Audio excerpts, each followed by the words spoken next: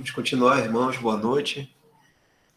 Nosso assunto é o livro de Romanos, estamos no capítulo 3 e vou dar uma rápida lida aqui nesse tema, né? Fé em Jesus Cristo, e aí a gente passa para o outro ponto. Fé em Jesus Cristo, capítulo 3, 22 e 23, versículos 22 e 23. Paulo passa a falar sobre os meios pelos quais chegamos ao bem, o qual a justiça de Deus assegurou. É pela fé em Jesus Cristo. Tradução de Kelly. Simplificando, o que a justiça de Deus assegurou ao homem, isto é, a salvação de nossas almas, é apropriada por uma pessoa que tem fé no Senhor Jesus Cristo. Este é o meio simples pelo qual as pessoas são salvas. Paulo insistia nisso onde quer que fosse pregando o Evangelho. Para serem salvos, os homens precisam da conversão a Deus e a fé em nosso Senhor Jesus Cristo. Atos, capítulo 20, versículo 21 e capítulo 16, versículo 31. O desejo de Deus para todos os homens é que eles se salvem e cheguem ao conhecimento da verdade. 1 Timóteo, capítulo 2, versículo 4. Portanto, o que foi assegurado na cruz pela justiça de Deus é para todos e sobre todos os que creem. A maioria das traduções modernas omitem a frase "e sobre todos". Mas o Sr. Kelly explicou detalhadamente que a frase deveria estar no texto, como a King James e a tradução John Nelson Darby indicam. Aqui algumas indicações. E vamos aqui. Essa boa notícia é para todos, porque todos os homens precisam da salvação de Deus. Mas é apenas sobre todos os que creem. Agora eu vou colocar outro ponto aqui. Michel vai continuar lendo para nós.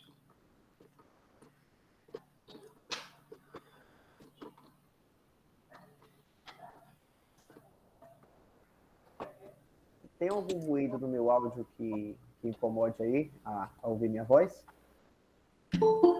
Michel, eu achei que ficou baixa a sua voz, é a impressão minha. Abaixo. Agora tem algum barulho no fundo que incomode? Tá bom. Tá É porque meu tranquilo. ventilador tá ligado e ele é barulhento. Mas se estiver incomodando, eu desligo. Não, tá dando para atrapalhar, não.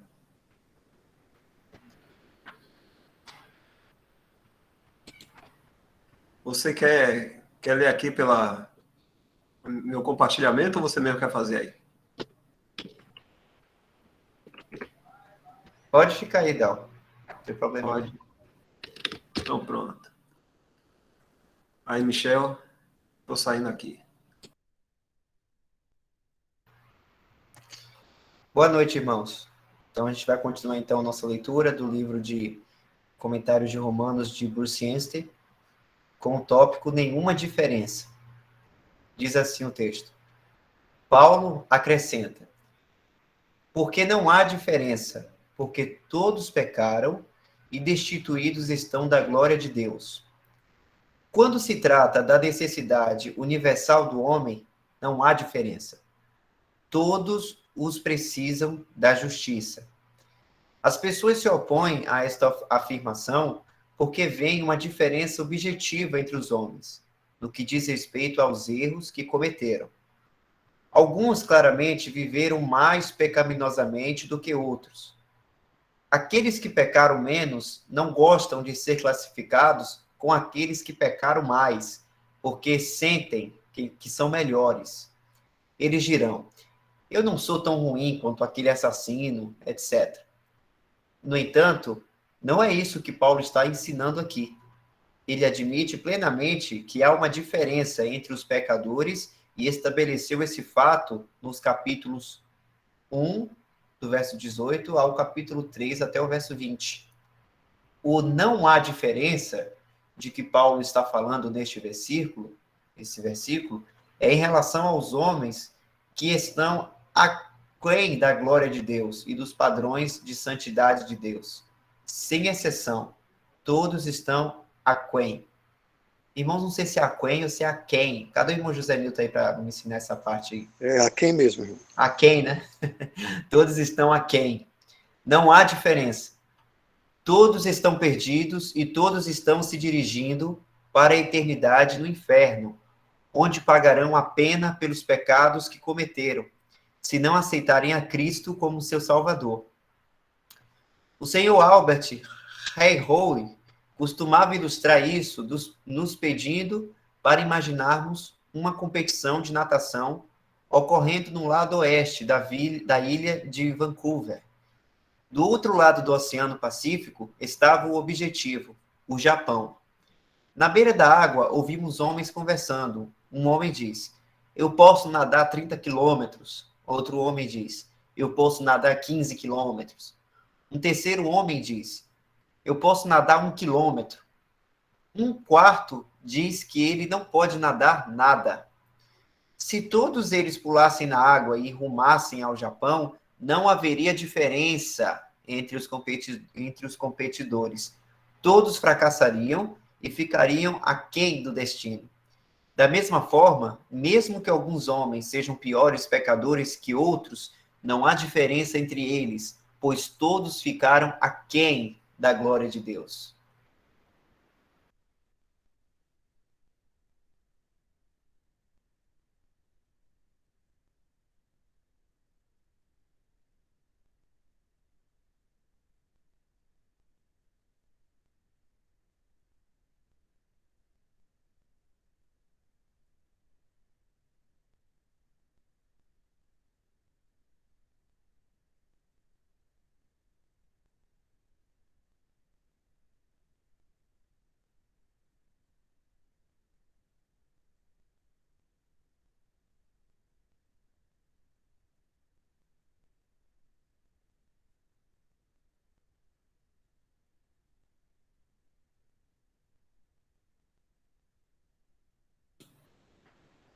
Se não houver comentário, eu vou estar lendo aqui de novo. E aí, a gente vai passando aí.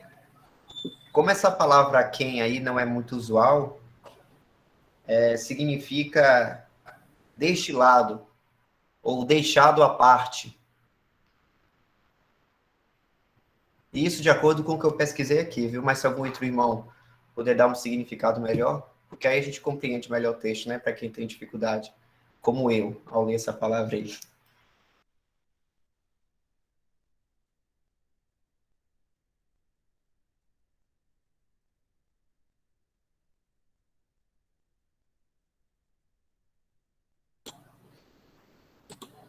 Vou estar lendo aqui então de novo. Se algum irmão quiser fazer algum comentário, pode interromper aí.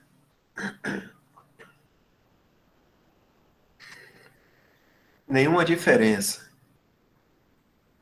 Paulo acrescenta, porque não há diferença, porque todos pecaram e destituídos estão da glória de Deus.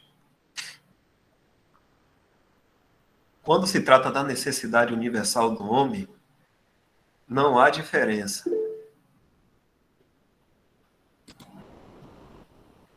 Alguém levantou a mão?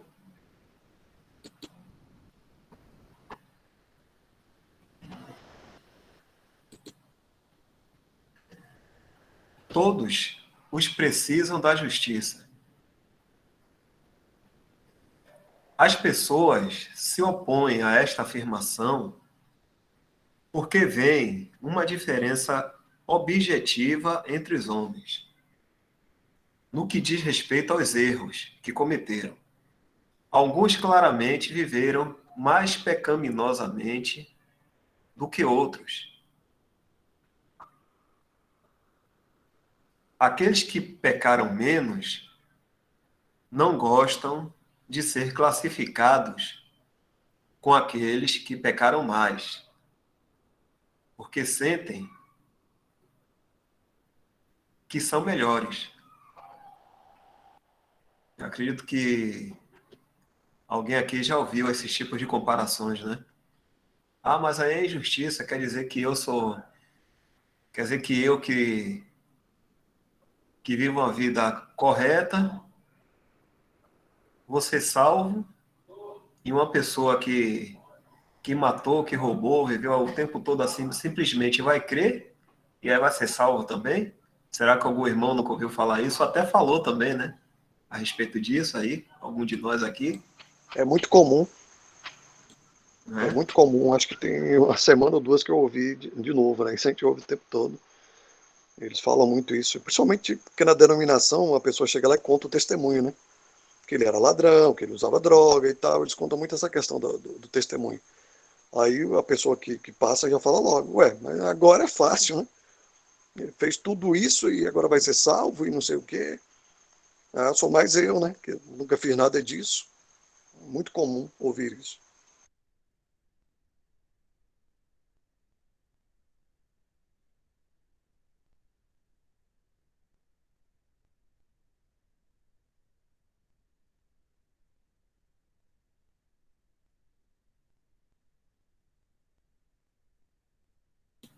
É a justiça humana, né? É a justiça do homem. E qualquer um pode incorrer nesse erro se não prestar atenção. Né? Se der vazão à carne, até nós, qualquer um. Pode em algum momento olhar para o outro e falar, ih, aquele ali, tá isso, tá assim, tá assado, eu posso ser melhor porque eu não faço isso, eu não faço aquilo. Isso é muito da justiça do homem, né? Querer fazer comparações.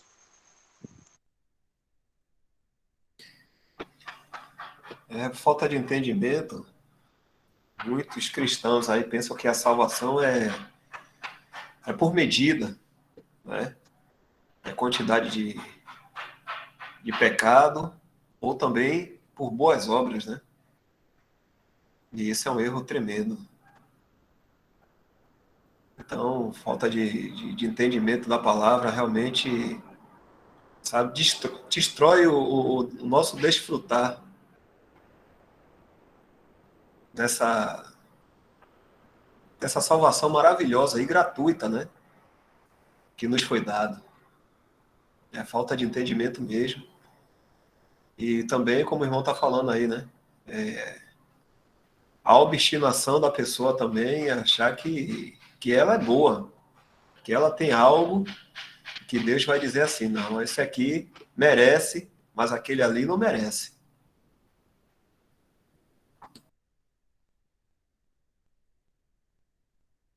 Uma vez um colega me perguntou, boa noite a todos. Perguntou, né? Mas como é que pode? A pessoa vai matar, vai roubar, vai estuprar, e aí no final vai ser salva? Aí eu falei, pois é, meu irmão, a misericórdia de Deus. Se dependesse dos homens, nós já estaríamos todos condenados. Aí passei a palavra do ladrão, né, do lado de Cristo na cruz. Você vê o ladrão ali na cruz ali, ele era um malfeitor, né? E na última hora ele foi salvo, graças a Deus. É pela fé, não é pela obra, não é por nada. Agora o galadão que é diferente, né, irmão?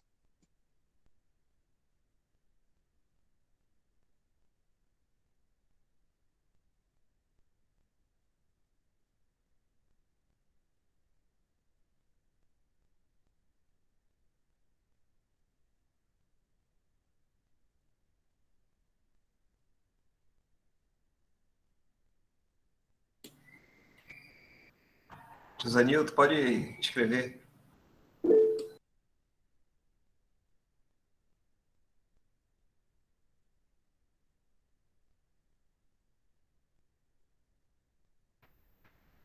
Pô, legal. Comentário do irmão José. Quem está mais aquém de Deus, o assassino ou o ladrão? Essa é uma pergunta básica nas denominações e no mundo. Essa é uma situação prática.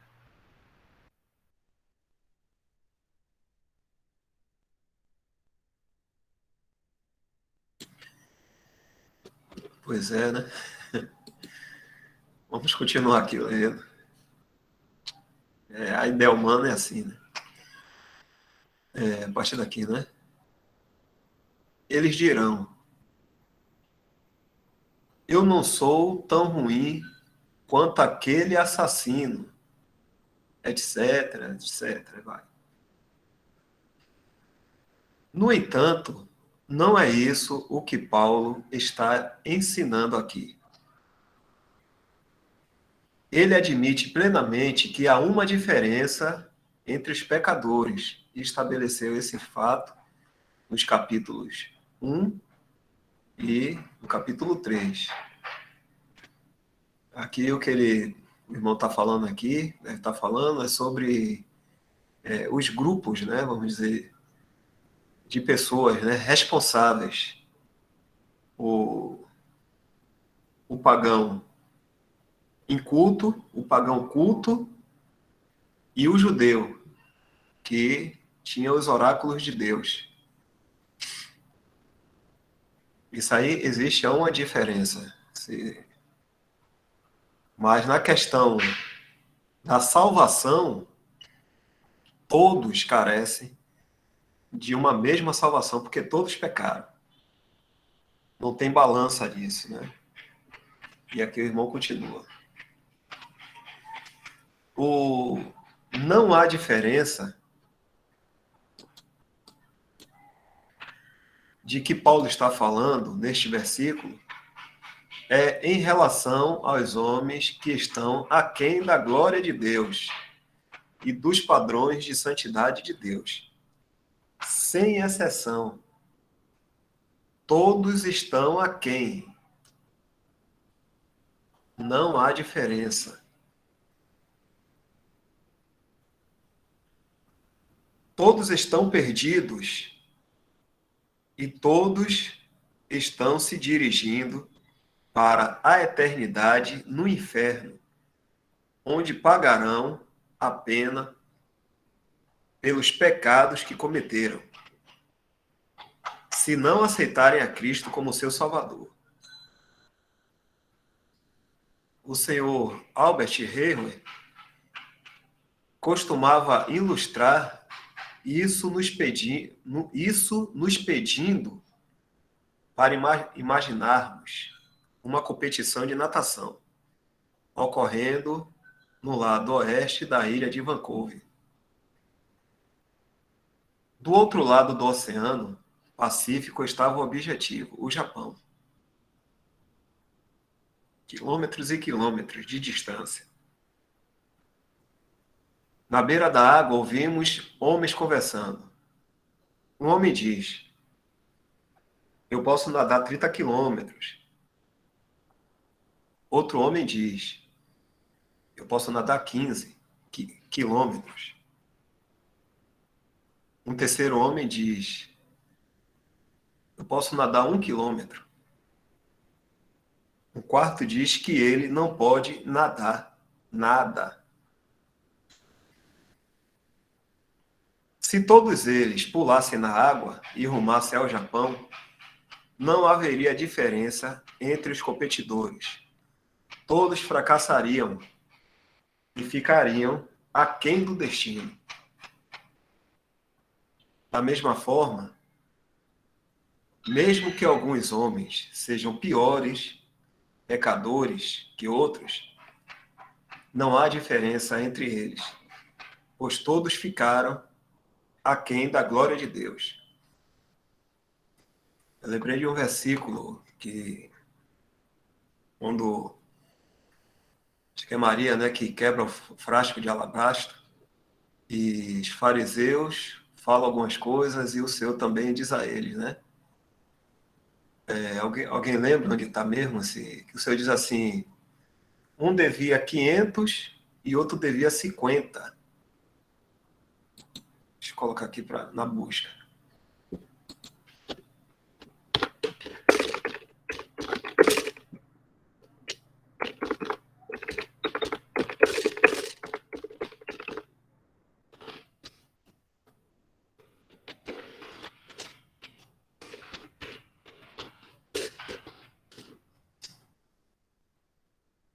Vai achar primeiro aí. Acho que é Lucas 7, né? Deixa eu dar uma olhadinha aqui.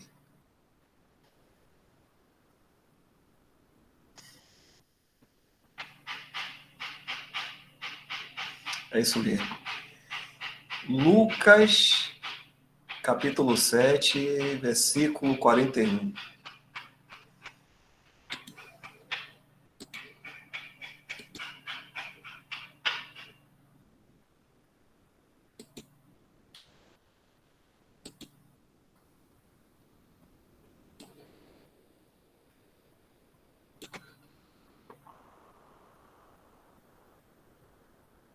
Eu vou dar uma lida aqui um pouco no contexto, só para a gente ter uma ideia, né, que os fariseus já falavam dessa forma.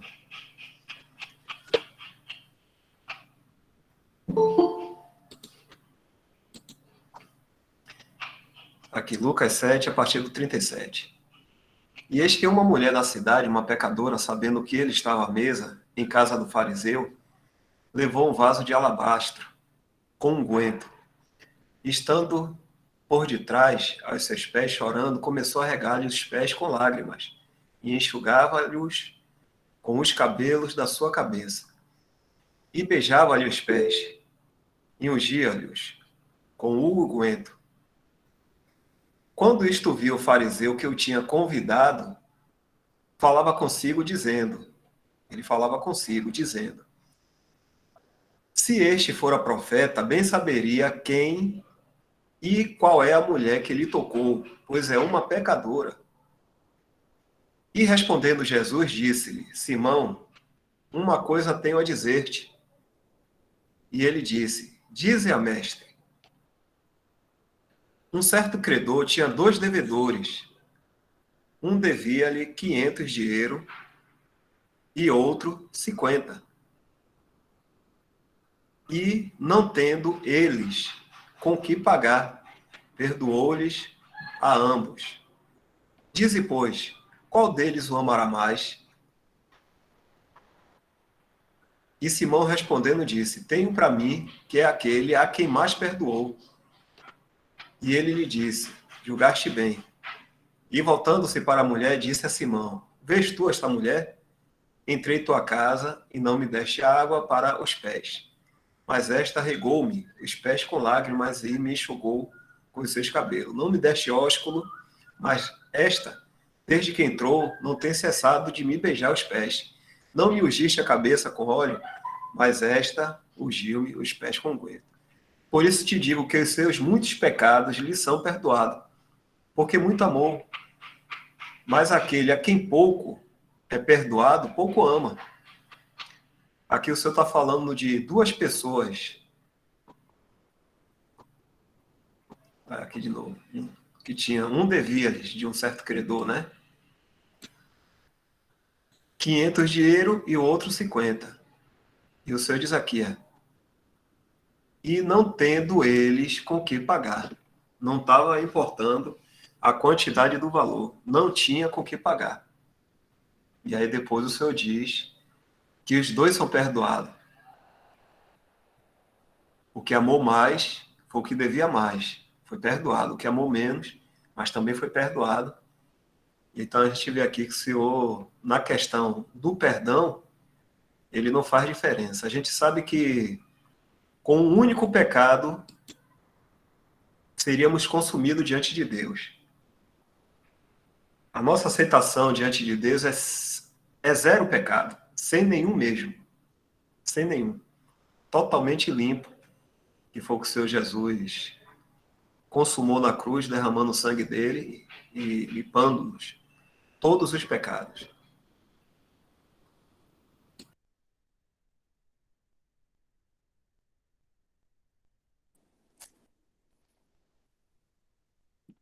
Essa questão é interessante porque sempre passa, né, pela questão do orgulho do homem, né? A vaidade do homem. Até nessa discussão que a gente começou no início aí falando sobre a questão de aqueles que ficam olhando para o outro, achando que o outro cometeu muito pecado e ele, né, mais certinho, então é mais merecedor do que o outro. Tudo isso passa pelo homem olhando para si mesmo e se achando alguma coisa, se achando algo, né, ou tendo alguma coisa que possa estar diante de Deus, se apresentando, né? E aí sempre tem aquela comparação com o outro. A gente sabe que isso vem muito do religioso. Por quê? A lei, por exemplo, quando foi dada, e Paulo vai falar mais na frente aí sobre isso, né?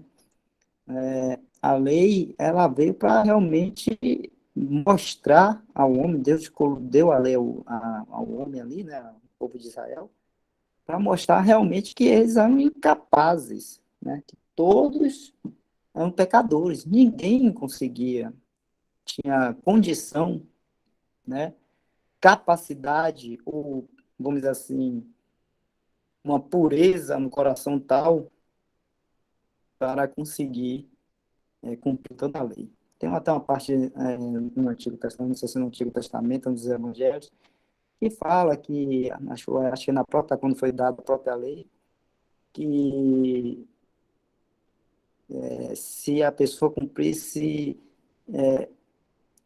não cumprisse uma determinada parte da lei, ela era, vamos dizer assim, condenável por toda a lei, né? Não adiantava você cumprir 99 e aí 1% ali você não cumpriu, você ia ser condenado. Então não adiantava cumprir quase toda a lei e não cumprir uma partezinha, e ninguém conseguia, né? Nenhum homem conseguia. A gente já pode até lembrar dos grandes santos, né? Os homens santos lá do Antigo Testamento. Vamos lembrar dos que estão na lei mesmo, né? Até começando do próprio profeta que trouxe a lei, o Moisés, né? E os outros homens santos que vieram depois, profetas, reis. Eu estou falando daqueles que realmente, né? Eles sabem que foram santos, que foram justos diante de Deus e tudo mais. Mas em todos eles você vai ver que todos têm, a Bíblia relata momentos em que eles pecaram, né? Em que eles não foram, vamos dizer assim, certinhos, né? Desde Moisés, todos. Então não teve esse justo, não teve esse justo. Então a lei, ela veio ressaltar isso, né? E veio mostrar que o homem é pecador, porque o homem sem lei ele achava que podia fazer tudo. Então, né? Paulo vai falar disso mais adiante também, né? Mas a lei veio e aí mostrou o pecado, intensificou o pecado. Então a questão toda, né? A questão toda passa por isso. Deus, até nesse texto que Dal leu aí, né? A gente vê que aí é o Senhor mostrando que o problema aí deles, né, eles não se reconhecerem pecadores. O tempo todo o Senhor Jesus veio e mostrou, e querendo mostrar para eles, né, principalmente os religiosos, fariseus e tudo mais, é que eles não tinham diferença dos outros que eles julgavam e diziam que eram pecadores. Eles não tinham diferença, eles eram pecadores também, né? E o Senhor Jesus veio, né, e mostrando isso para eles. Mas por que mostrando isso? Porque Deus quer mostrar que nós reconheçamos que nós somos pecadores e que não podemos fazer nada, que não temos condições nenhuma de nós mesmos de sair dessa condição de pecado e de dignos de condenação, né? De morte, porque o salário do pecado é a morte. Por que o Senhor quer fazer isso? Fazer que a gente veja isso, entenda isso, né? Não olhando para o outro irmão, olhando para nós mesmos e vendo em nós mesmos que somos pecadores, para que a gente possa olhar para o Senhor Jesus, né? E veio e morreu em nosso lugar, né? Levando sobre ele os nossos pecados. Então, se a gente reconhece que nós somos pecadores, e olhamos para Cristo e reconhecemos que A única maneira de salvação, a única forma de escaparmos dessa condenação da morte é em Cristo Jesus. Pronto, né? Até para nós que já assim cremos assim e temos essa salvação, a gente reconhece depois e vê que até esse entendimento, esse reconhecimento de que nós somos pecadores, vem também de Deus, não vem de nós mesmos. Porque nós, nos nossos delitos e pecados, a gente acha que está tudo beleza, né? Estamos cegos, estamos mortos, vamos achar que está tudo bem, não vamos querer saber de Deus, né? E vamos continuar no nosso Deus. Mas Deus vem, nos dá uma vida, um novo nascimento, né? Para daí a gente então sentir, né? Acordar, um novo nascimento, aí acordar e aí buscar Deus, buscar aquele que pode, né? Resolver a nossa situação de extremo, a nossa situação, vamos dizer, mal, né? De caminhando, indo para a morte, por causa do nosso pecado. Então, é isso. Quem faz é Deus. Né? Até isso quem faz é Deus. Ele dá um novo nascimento. A gente aí começa a entender que a gente precisa de Deus, busca Deus. Então a gente ouve, né, a palavra da salvação, o evangelho da nossa salvação, e aí a gente ouve e fica sabendo através da sua palavra que o Senhor Jesus veio e já morreu em nosso lugar, já pagou o preço, né? Já derramou o seu sangue para nos lavar, e a gente aí então crê. Então tudo obra de Deus, sem nenhum mérito nosso, para a gente chegar e bater no peito, a dizer, não, mas eu criei porque eu busquei. Eu reconheci que era pecador, ele não reconheceu nada. Deus é que lhe deu um novo nascimento e lhe fez ver, deu vida, fez você acordar, abrir os olhos e ver que você é pecador e que precisava do Senhor Jesus né, creu assim no Senhor Jesus Cristo. Então, tudo passa pelo Senhor, né? E todo o mérito vem dele. E essa parábola aí, ou essa parábola, isso que Dal leu aí, o Senhor está mostrando isso, né? Que a mulher ali, ela lavou os pés do Senhor Jesus, o unguento e tal. O Senhor Jesus disse que ela não era pecadora? Não. Né? Ela amou muito por quê? Porque ela reconheceu uma pecadora, e por se reconhecer uma pecadora, e aí reconhecendo que em Cristo Jesus, naquele homem, ela tinha a salvação, então ela muito amou. Né? Ela muito amou. O muito amor dela, e porque ela era muito pecadora. Então, quando nós entendemos, reconhecemos isso, que nós, né, nós somos merecedores de condenação, pecadores, vis, né?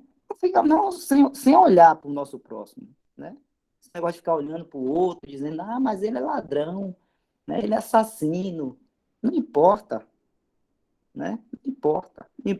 O que importa é que se eu não sou ladrão assassino, mas eu cobicei no meu coração, ou eu minto, ou eu engano, né? Ou faço uma coisinha só, eu já sou digno de morte, sou pecador. A lei já dizia isso, né? Então não tenho que olhar para o meu irmão, ou para o meu próximo lá, ou para aquele outro lá que comete mais delito, mais... Não. Ele olha para nós mesmos, vê que nós somos pecadores, né? Destituídos da glória de Deus, e precisamos do Senhor Jesus. E ele já nos deu essa salvação. Então, pronto. É só isso. Olhar para Cristo. Esse negócio o homem religioso, ele gosta muito disso, né? Ele gosta muito de se comparar com o próximo. Mas eu faço isso, eu faço aquilo, eu faço outro, eu sou assim, me dedico na obra tal, faço isso, faço aquilo, vou, saio, prego o evangelho, tal, isso, aquilo, outro. E você, o que é que você faz? Né? E vocês, irmãos, o que é que vocês estão fazendo? né? Que é isso? Se comparando com o irmão? Não, né? Os fariseus faziam muito isso. E hoje em dia a gente vê muito isso entre os fariseus modernos, né? Então, é importante isso aí, a gente sempre pensar nisso, que Deus está aí, vamos dizer assim, quebrando esse orgulho do homem. Por isso que lá no Antigo Testamento fala também, né, que um coração quebrantado é o que Deus ouve, o coração quebrantado. O que é o coração quebrantado? Aquele coração é aquele daquela pessoa que se reconhece pecadora, né, e está destituída da glória de Deus e que necessita de salvação, então necessita do Senhor Jesus Cristo e vê nele a, é, todo, vê nele o único que pode salvar, né? Só nele, só vem dele.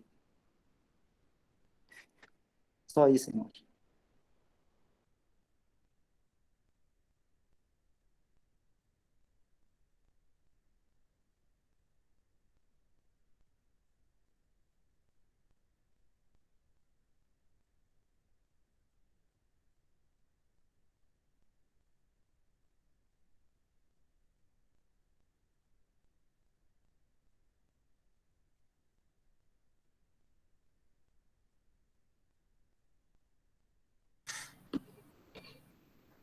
Então já podemos passar. Podemos sim, só ressaltar aí que Isaac colocou o texto, o versículo que eu estava tentando lembrar, que foi, eu estou vendo aqui já no chat aqui, ele colocou aqui, que é de Tiago 2,10, porque qualquer que guardar toda a lei e tropeçar em um só ponto, tornou-se culpado de todos. Então, né, é isso aí.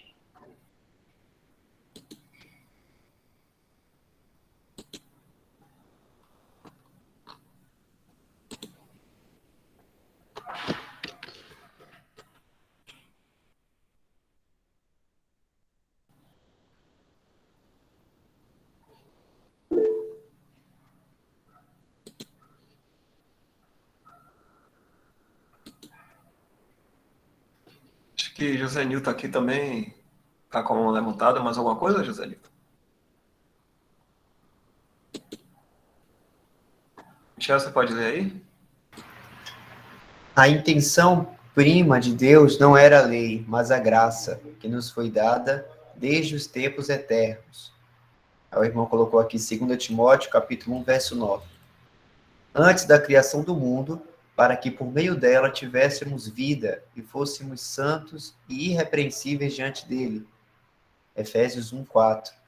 A lei foi imposta para por ordem, disciplina e decência na relação entre os homens, mas ainda assim eles foram debochados e irreverentes.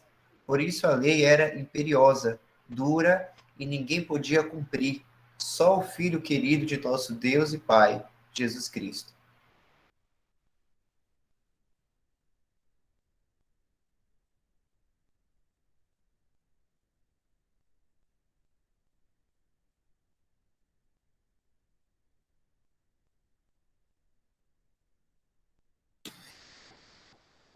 Ok, então vamos passar aqui o próximo ponto. Nenhuma diferença foi essa aqui que nós lemos. Justificado e redimido em Cristo Jesus. Pequenininho aqui.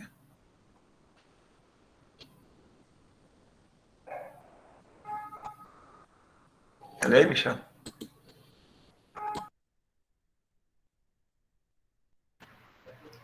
Próximo tópico é justificado e redimido em Cristo Jesus. Está no capítulo 3, verso 24. Eu acredito que essa citação no texto aí seja o versículo todo. Mas é melhor verificarmos, né? Porque a gente lê o que diz o versículo todo.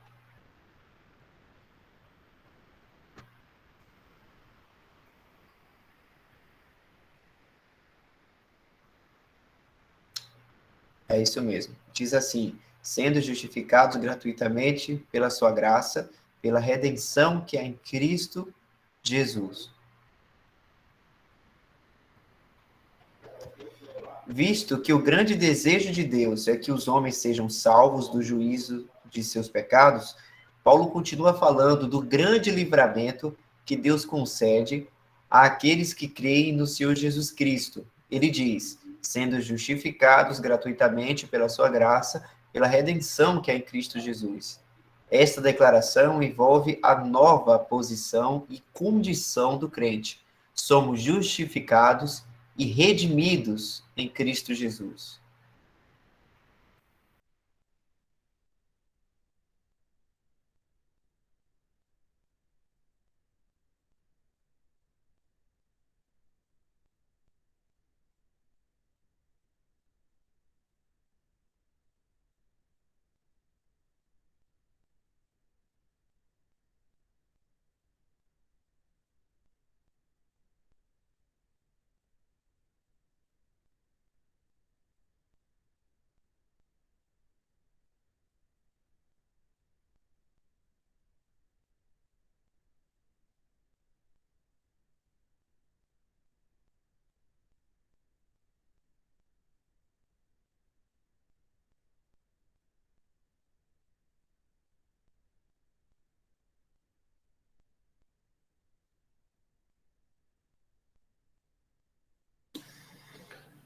Vamos ver agora o próximo.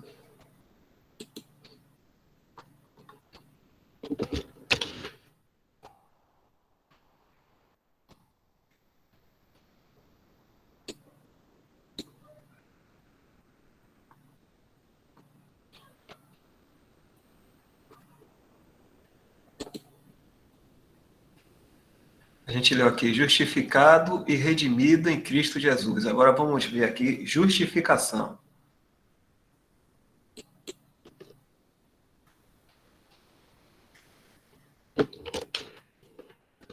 Michel, tá bom? Deixa eu ver aqui.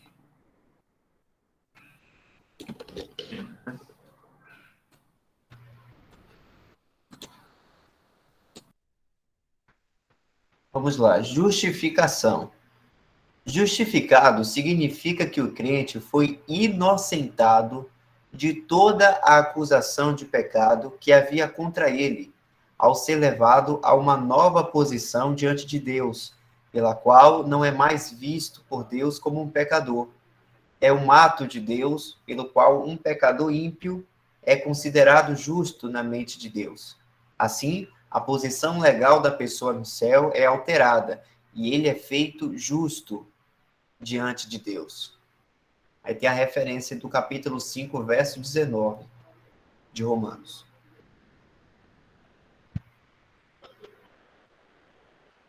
Que diz: porque, como pela desobediência de um só homem, muitos foram feitos pecadores, assim pela obediência de um, muitos serão feitos justos.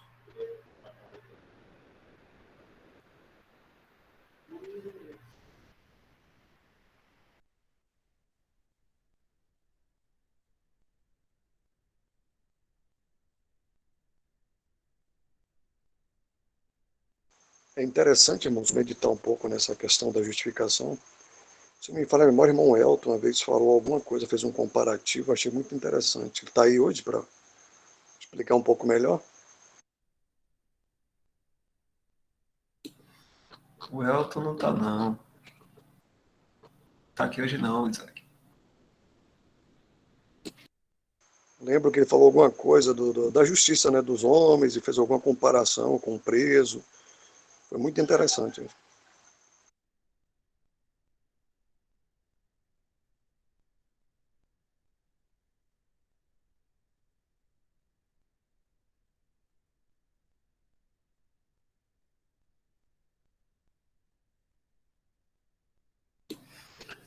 Vou ler aqui de novo enquanto os irmãos estão meditando aí.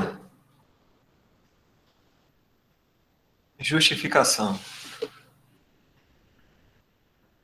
Justificado significa que o crente foi inocentado de toda a acusação de pecado que havia contra ele, ao ser levado a uma nova posição diante de Deus, pela qual não é mais visto por Deus como um pecador.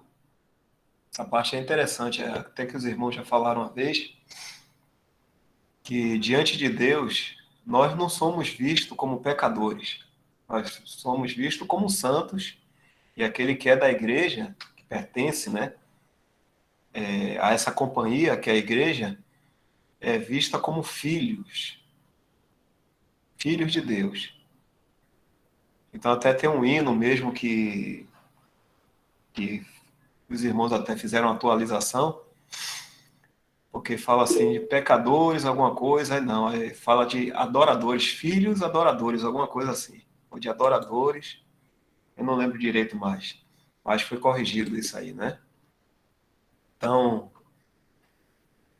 quando a gente se referia a nós, né, diante de Deus, a gente pode se referir como filhos, como santos, mas nunca como pecadores, porque isso é passado. Isso não existe mais. É como o irmão está falando aqui, fomos inocentados. Aquele que crê, ele foi inocentado de toda, não ficou nenhuma acusação. E ele é levado a uma posição, uma nova posição, né? Então, quando a gente estiver falando com alguém, a gente pode dizer que éramos, pecadores e incrédulos, né? Éramos incrédulos. Hoje somos crentes, cristãos, sujeitos às mesmas paixões de Elias, né? De Elias. Então, nós estamos numa condição ainda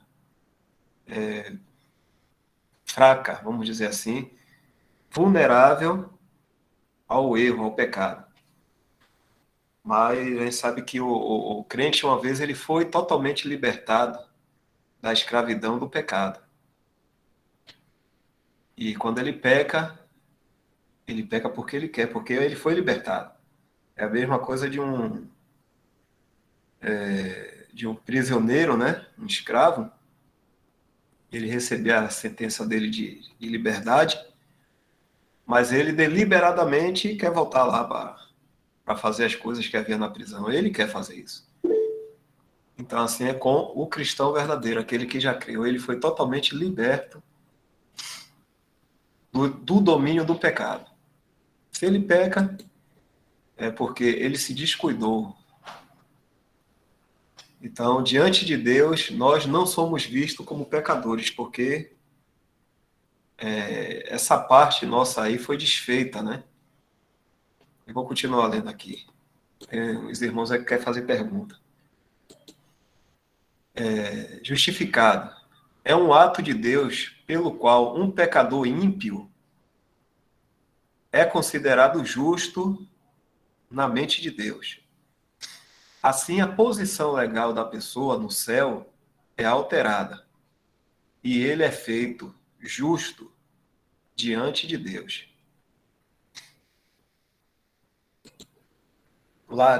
Larissa Neres. Está com a mão levantada, quer fazer pergunta, irmã? Foi sem querer, irmão. Ah, tudo bem, tá certo. Mas se tiver tendo alguma dúvida, alguma dificuldade, pode falar, né, que escreva aí no chat, tá certo? Pode pedir para a gente voltar Certo, a algum obrigada. ponto, não tem problema nenhum, não. Estamos juntos aqui no mesmo barco. José Nilton, tá com a mão levantada ou levantou agora? Trabalho para Michel.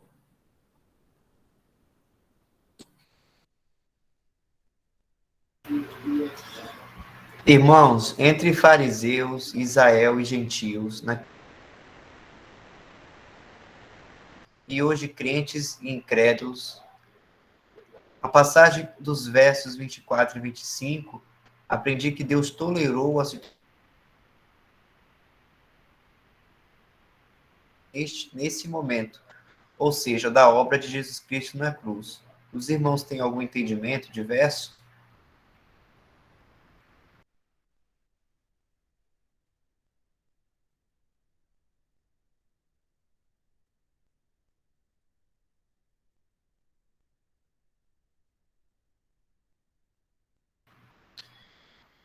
Irmão José, Deus, ele sempre salvou em graça as pessoas. Desde da queda de Adão e Eva, ele sempre salvou por meio da misericórdia mesmo. Quem era salvo justamente pela fé. Isso, inclusive, é abordado no capítulo 4 de Romanos, aprofundando mais sobre esse assunto, né? A justiça da fé.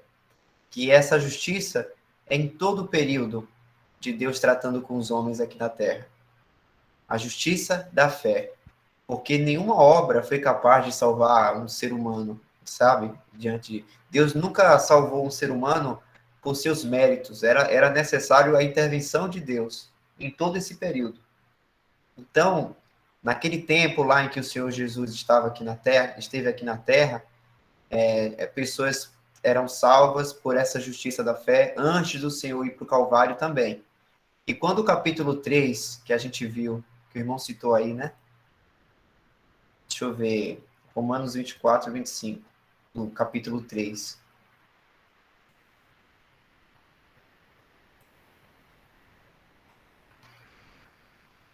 Sendo justificados. Você coloca aí, Dal, por favor, já que você já está compartilhando.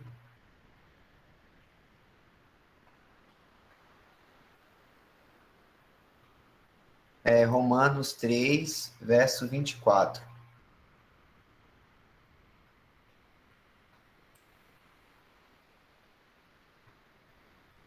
Sendo justificados gratuitamente pela sua graça, pela redenção que é em Cristo Jesus, ao qual, agora o verso 25.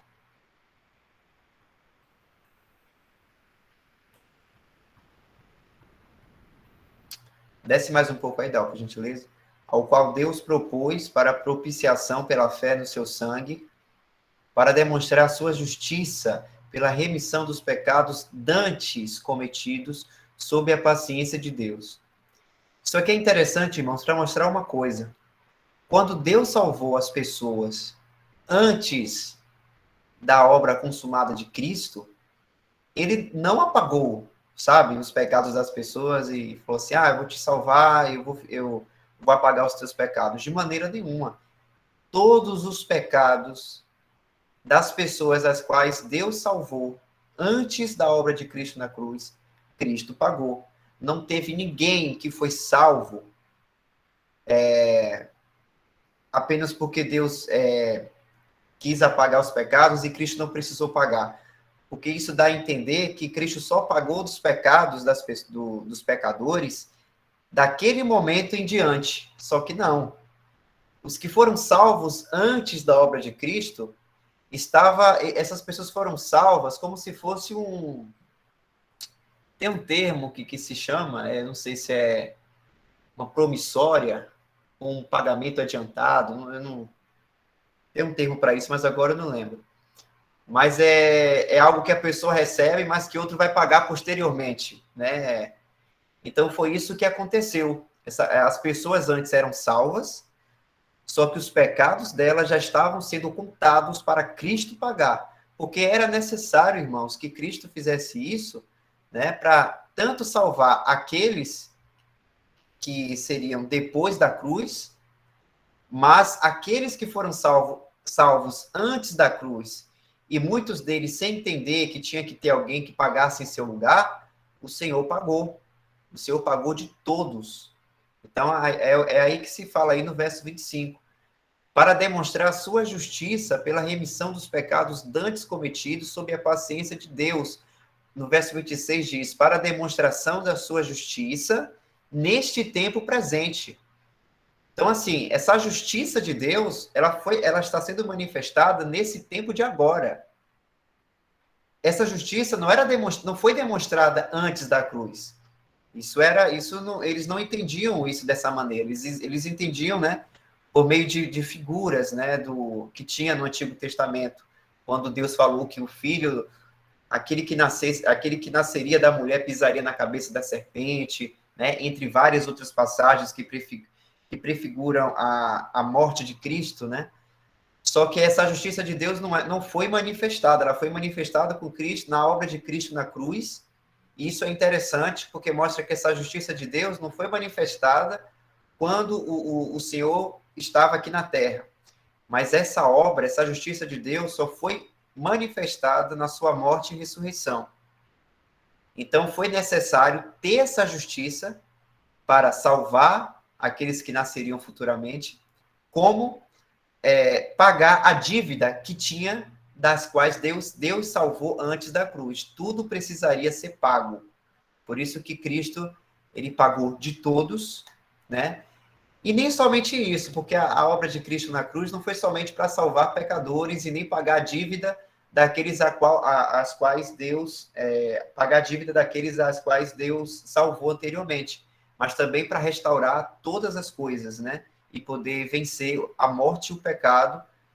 Por isso que diz que Cristo morreu para restituir todas as coisas e tudo habitar, tudo ele ter preeminência. Então, é um ponto muito importante. Talvez o Brucense ele vai tratar aí nos próximos tópicos, né? Porque são os versículos próximos. Mas peguei o embalo. Obrigado, irmãos. Até aí.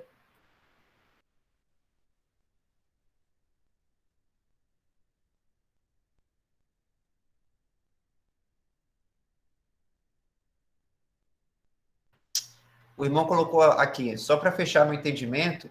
Então, o entendimento do irmão é o que consta em Romanos 4:5 como mais adequado?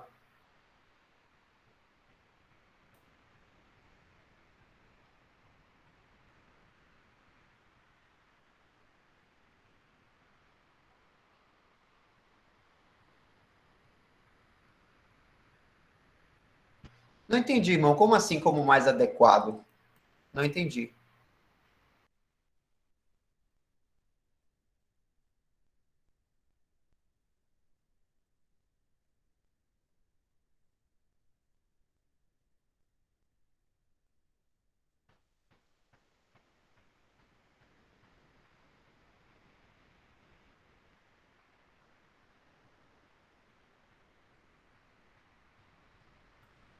Justamente.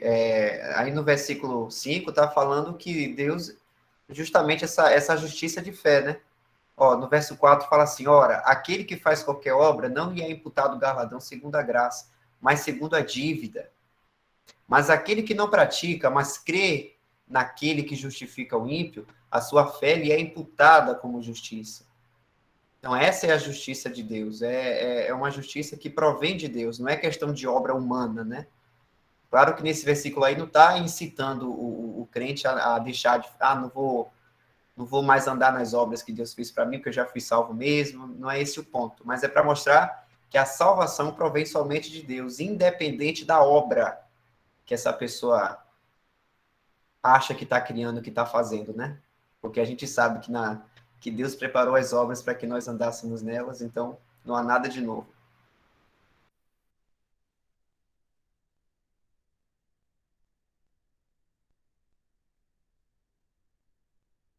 Voltando um pouquinho, irmãos, para a justificação, lembrei, né, que o irmão Elton falou mais ou menos. Ele disse assim, mais ou menos, um criminoso, uma pessoa que cometeu muitos crimes, ele paga a pena dele ali, fica preso e tal, aí depois ele sai, né, depois que ele cumpre ali a pena, porém os pecados dele continuam registrados. Se ele cometeu um novo crime, por exemplo, pode dobrar a pena, né, por conta desse novo crime que ele cometeu. Já o cristão é bem diferente. Então, nossos pecados eles não só são pagos, a pena não é só a pena apenas que foi paga na cruz, mas também os nossos pecados eles foram apagados. E isso é muito bom, é uma notícia maravilhosa. Você ter essa fé, essa convicção que seus pecados não só foram pagos, mas eles estão apagados, Deus não se lembra mais deles. Eles foram apagados completamente, por isso você passa a ser inocente, justo, né?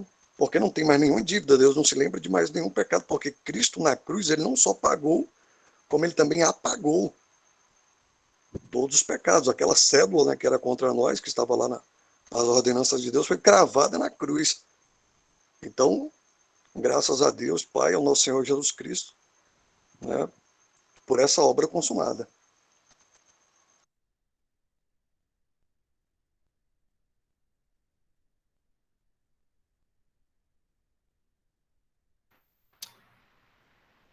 E a prova disso, irmão Isaac, é que o Senhor Jesus ressuscitou, né? E está glorificado nos céus, e não há nenhum sinal de pecado nele, dando a entender para nós que os pecados foram realmente apagados. Porque se estamos em Cristo, e Cristo está glorificado em glória, significa que o nosso Senhor, aquele que levou nossos pecados, e ele ressuscitou, justificado, né? Justificado não, perdão, glorificado, e não há mais nenhum sinal, algum sinal que mostre os nossos pecados nele. Os pecados foram realmente apagados. O nosso cabeça, é por isso que fala que o Senhor é as primícias, né? Porque ele já é a demonstração dos pecados apagados. Então, quando nós olhamos para ele em glória, né, ressuscitado da obra a qual ele morreu levando nossos pecados, e vendo como ele está agora, é um sinal de como os nossos pecados não existem mais diante de Deus. Por isso que nós devemos sempre olhar para as coisas do alto, é nesse sentido, né, como é falado lá em Colossenses 3, porque a gente deve olhar para o nosso cabeça, Cristo, ver como ele está agora, entender cada vez mais, irmãos, a mente de Deus sobre nós, sabe? Porque quando a gente pensa na perspectiva da mente de Deus sobre nós e como está o Senhor Jesus, né? A gente fica regozijado e entende cada vez mais a sua mente. Porque se olharmos para nós mesmos, a gente vai se frustrar. Mas a gente não é que a gente tem que olhar para a gente mesmo, a gente olha para a gente somente para julgar. Mas de resto, é tudo lá no alto, é tudo com o nosso Pai amado e nosso Senhor Jesus Cristo, nosso Salvador.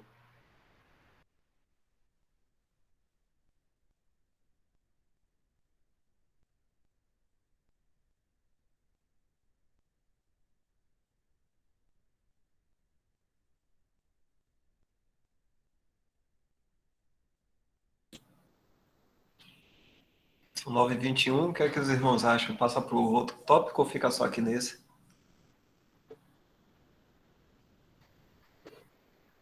O próximo seria isso aqui.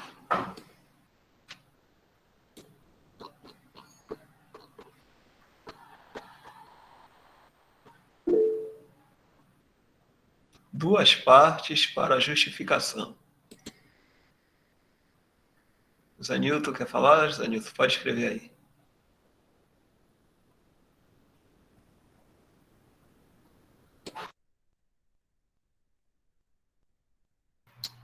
Só um exemplo. Engraçado essa passagem do irmão Isaac.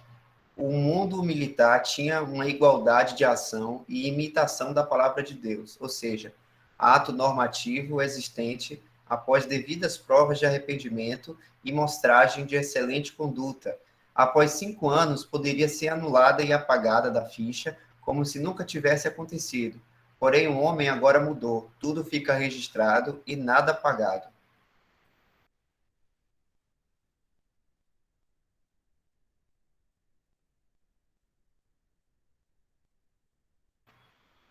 Ô, Dalton, eu lembrei de um versículo que remete à questão da justificação, mas eu não sei se o texto do Bruce vai tratar disso, mas está em Colossenses 2.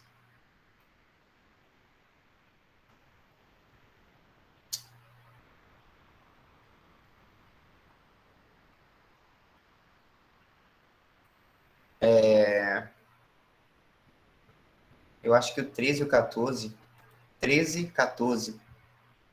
Fala assim: E quando vós estáveis mortos nos pecados e na incircuncisão da vossa carne, vos vivificou juntamente com ele, perdoando-vos todas as ofensas, havendo riscado a cédula que era contra nós nas suas ordenanças, a qual de alguma maneira nos era contrária, e atirou do meio de nós, cravando-a na cruz.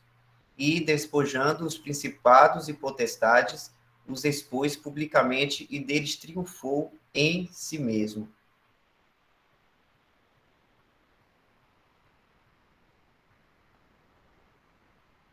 A cédula aí nessa versão, eu tenho umas versões que falam dívida. Deixa eu ver aqui.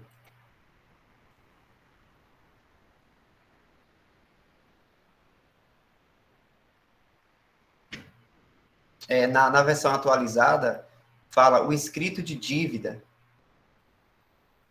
Então, isso é algo muito interessante, porque no versículo anterior fala que nossos pecados foram perdoados, só que foi além disso, né?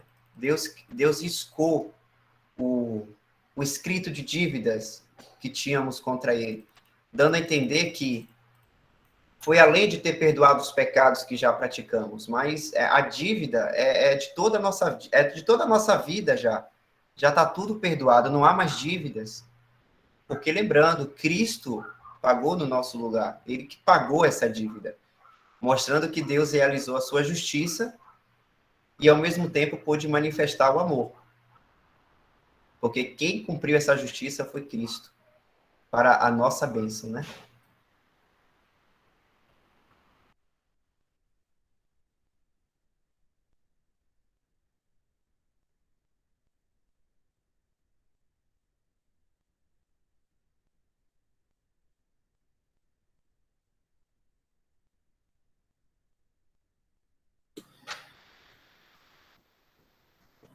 Acredito que a gente pode deixar aquele outro assunto, né?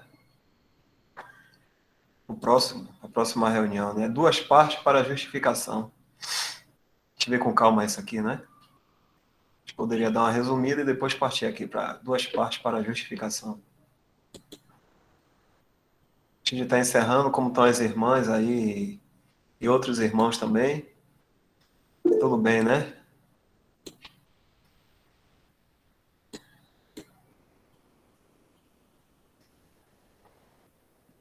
Se houver alguma dúvida, as irmãs podem ficar à vontade. Cláudio Mar, pode falar.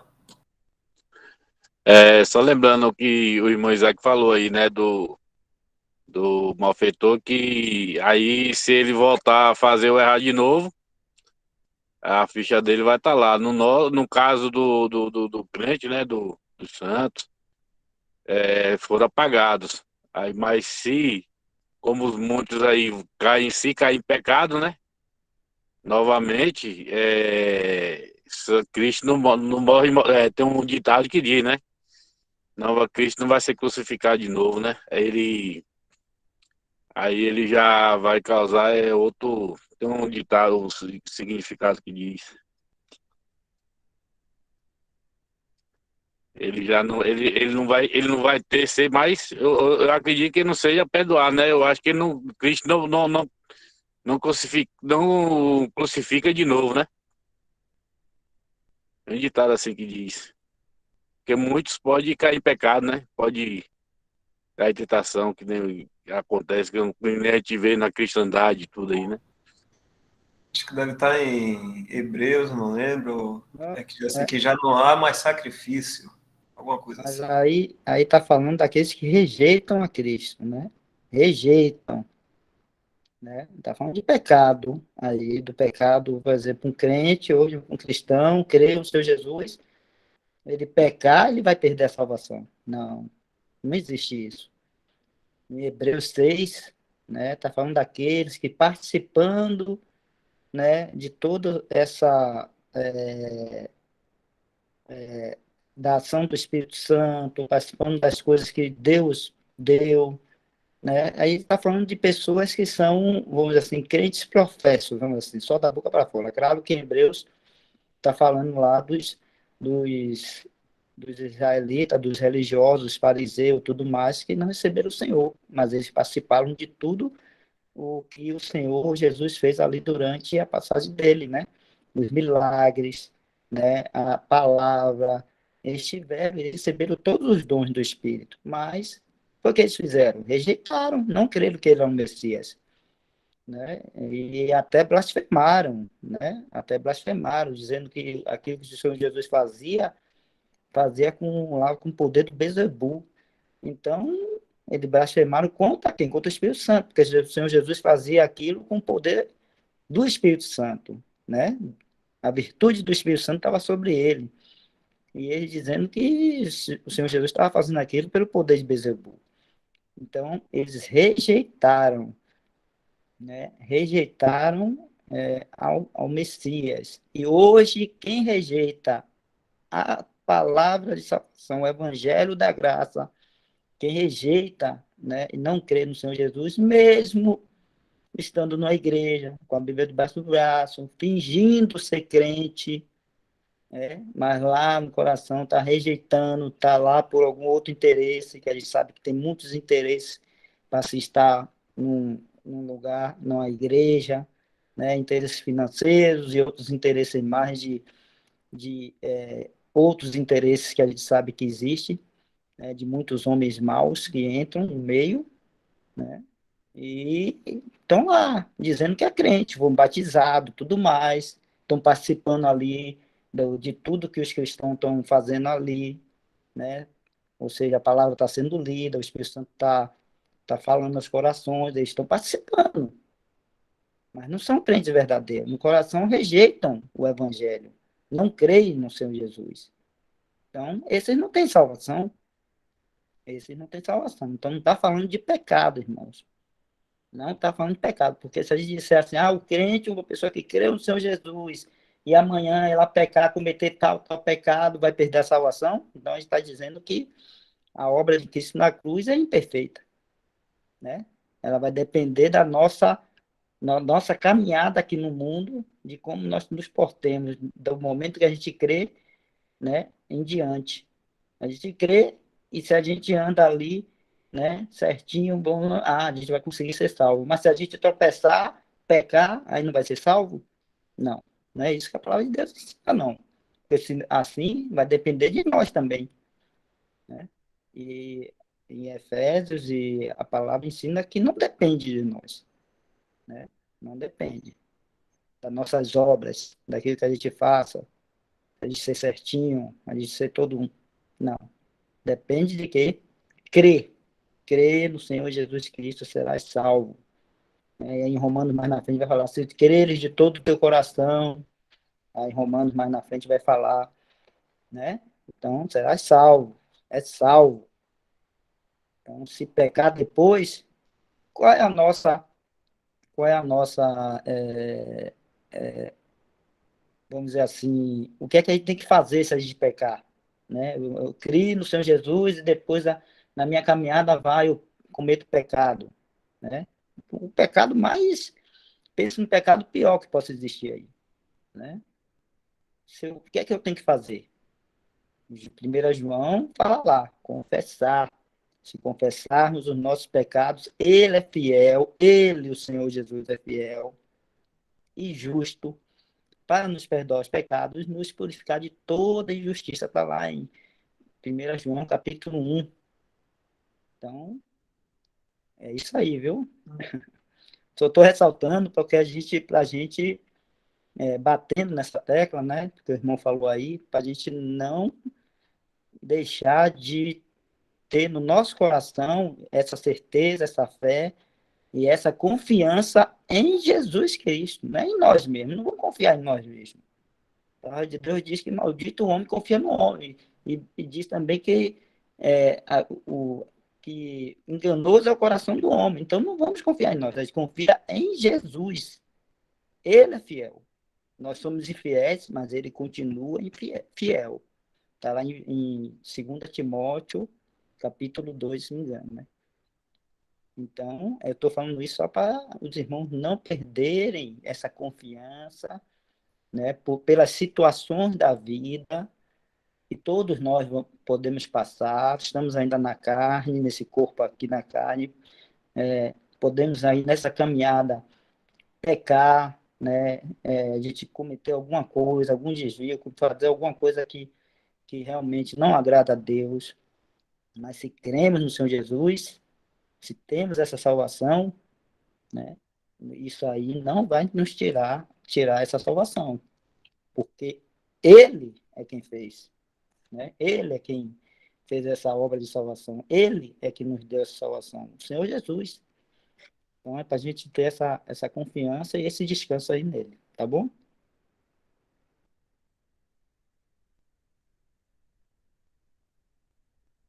Na verdade, Well,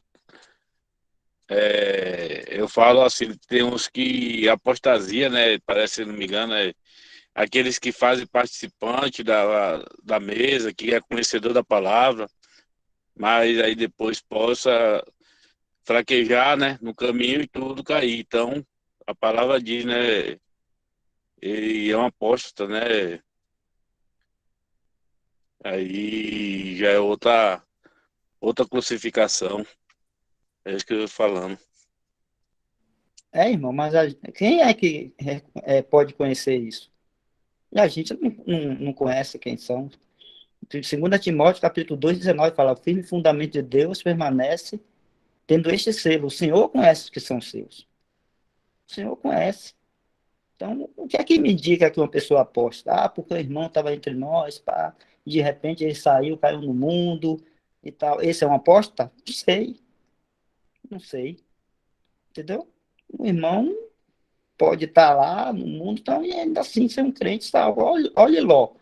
Ló se afastou de Abraão, foi por um caminho aos olhos dele muito bom e foi parar em Sodoma e Gomorra. E foi o que Deus fez? Tirou Ló a força de Sodoma e Gomorra para ele não sofrer o juízo que viria sobre aquela cidade. Mas, aos olhos nossos, a gente poderia dizer: ah, Ló é um perdido, estava lá junto com os sodomitas e os tal, estava lá junto, né? Mas não, aos olhos de Deus era um justo Ló, como diz lá em Hebreus 11, né? Dos heróis da fé, está lá Ló, o justo Ló, né? Então, a gente pode dizer assim: há um irmão que estava entre nós e de repente ele começa a dizer que não é cristão, aí vai para uma outra religião, sei lá, vai para o espiritismo e diz: ah, não quero mais, eu era cristão, agora não creio mais, tal, né? Aí sim a gente pode dizer: esse aí esse apostatou da fé, né? Então, porque ele está confessando e está dizendo que abandonou, né, ao Senhor Jesus Cristo. Então, aparentemente, assim, aos nossos olhos, e pela confissão dele, ele apostou toda a fé. E aí é como João fala lá, né? Era um dos nossos, estava entre nós, mas não era dos nossos, aqueles que deixaram. É o que João fala, assim, na primeira carta dele, primeira carta de João, fala, né?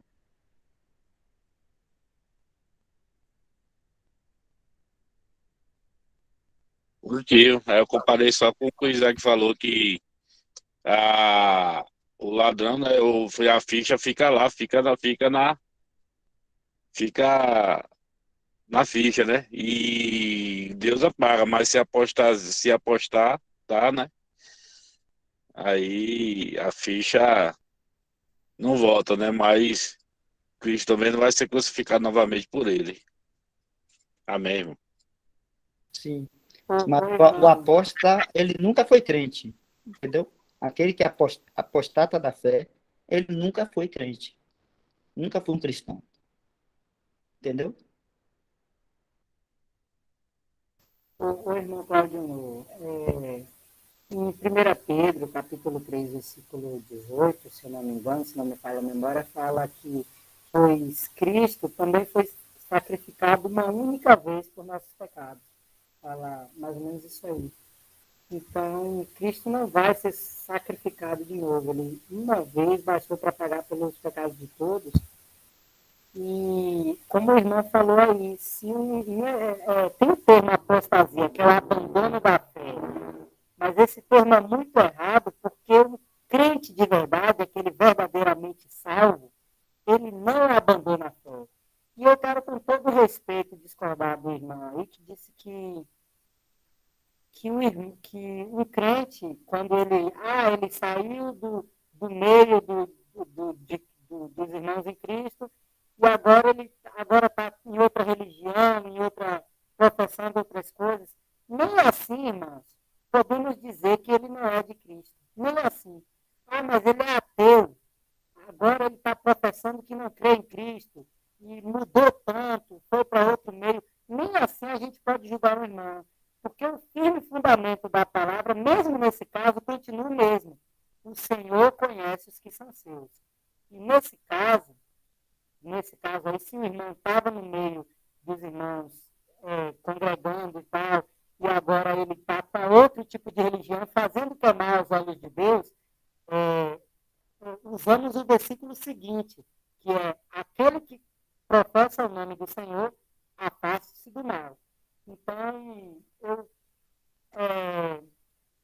a palavra, respeitosamente discordo de que quando o irmão professa ou vai, aí a gente realmente diz apostatou da fé, não. Não tem como dizer quem apostatou da fé, não. Quem era de Cristo, que não existe isso de apostatar da fé. Ou você foi salvo, ou você nunca foi salvo.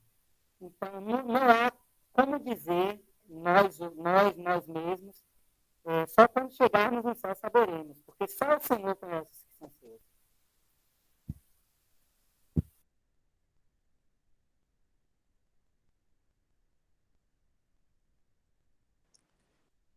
Os irmãos podem ler aí só 1 João, capítulo 2, verso 19. O que é que João está falando aí? Só isso. A questão do firme fundamento é certo, continua. A gente não julga essa questão da salvação, né? Então, como a gente estava falando da apostasia, olha o que João fala aí em 1 João, capítulo 2, verso 19.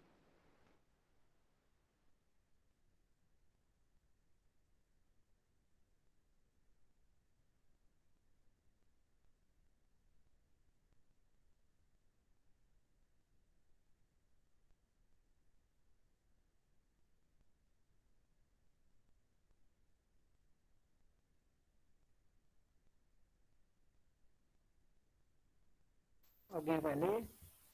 Irmãos, ele fala... O seu áudio tá ruim, Vini. tá. Tá me ouvindo agora? Continua ainda. Tá, então a outra pessoa lê.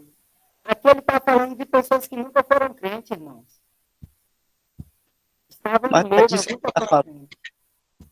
Mas é disso que a gente está falando, irmão. Então eu posso ter me A equivocado. gente não falou diferente disso, entendeu? Tá bom, tudo bem.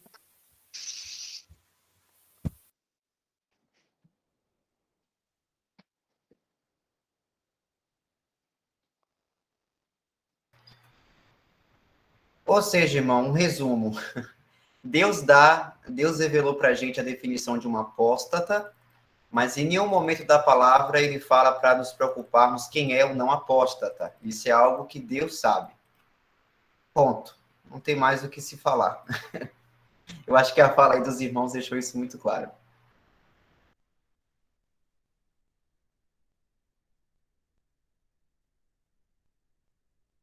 Eu entendi perfeitamente os irmãos, só para ficar bem mais claro, bem simples.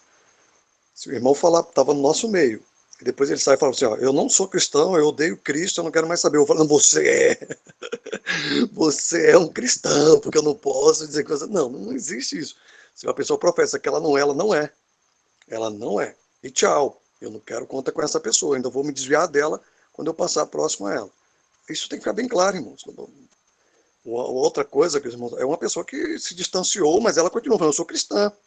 Eu creio em Cristo, mas ela vive no mundo, ela vive no pecado. Ok, se a pessoa diz que é, eu não posso dizer que ela não é. Ela está professando que é. Eu não vou poder julgar pela aparência.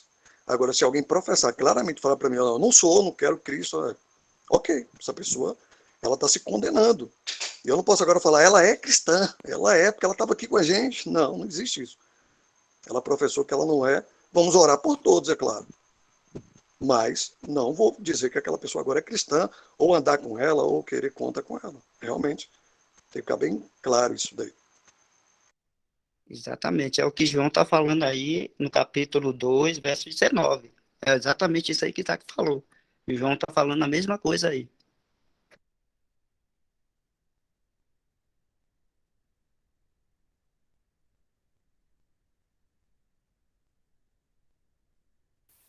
Irmãos, eu não posso dizer que essa pessoa é um cristão, porque ela está dizendo que não é, mas eu não posso dizer que ela é um perdido, afirmar, porque o Senhor conhece os que são seus. Pelo menos Tá eu posso ruim, Vini, teu estudar. áudio, aí não dá para entender. Eu vou estudar isso melhor para tirar mais dúvidas, irmãos.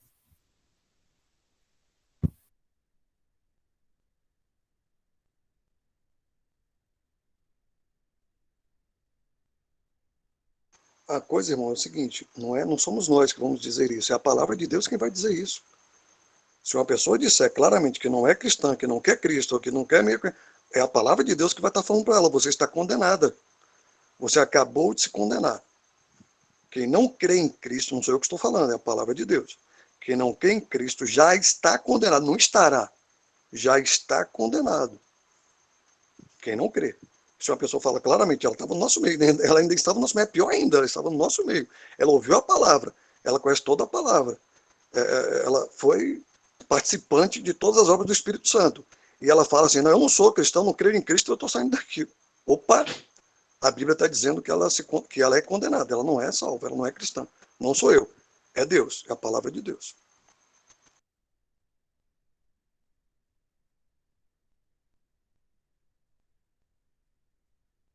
Aí também será que essa pessoa também, por isso que nós não podemos julgar, né? Essa pessoa também, enquanto ela respira, no último momento, na última hora, aí só Deus sabe se o Espírito Santo pode alcançar ela, né? Ela pode se arrepender no último momento. Com certeza. O Senhor pode alcançar todos. Agora, como é que está falando? No momento que a pessoa diz que não creu em Cristo, a Bíblia diz que ela está condenada. Ela não está em luz, ela está em trevas, não é eu. Não somos nós que vamos falar isso. É a palavra de Deus quem vai falar isso. Agora, claro, nós não sabemos quem é, quem não é. Nós só sabemos de nós. O Espírito Santo testifica com nós, com o espírito individual de cada um que ele é filho de Deus. Não testifica no meu se o outro é ou não. Eu não sei dos outros, eu sei de mim. Agora, se alguém professar claramente que não crê em Cristo, a Bíblia diz que ela está condenada. E que ela vai perecer no lago de fogo. E é isso que eu vou pregar para ela. Se você não se arrepender, você estará no lago de fogo. Porque esse é o juízo para aquele que não crê em Cristo. Pronto.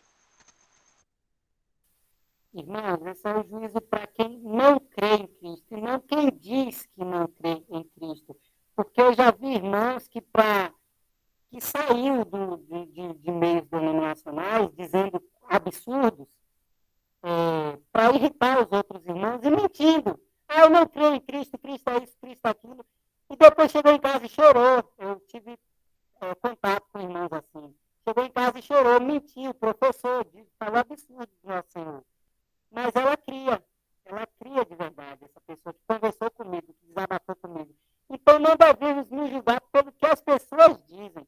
Olha, quem não crê está condenado. Isso eu concordo com o irmão. Mas eu não posso julgar se uma pessoa diz que não crê, porque ela pode estar mentindo. Então, o firme fundamento da palavra de Deus continua sendo o mesmo. O Senhor conhece os que são seus, porque só Ele tem ciência para analisar cada detalhe, cada fato individualmente, cada pessoa individualmente. É assim que eu entendo, mas eu vou analisar isso para ter uma visão melhor, segundo o que os irmãos falaram também. Eu vou analisar com carinho para tirar minhas dúvidas.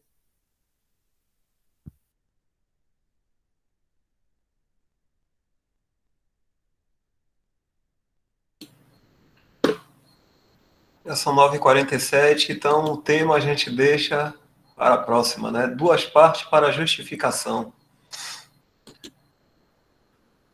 gente deixa agora para a gente meditar com calma esse próximo tema aí. Vamos estar agradecendo aqui, a gente encerra aqui.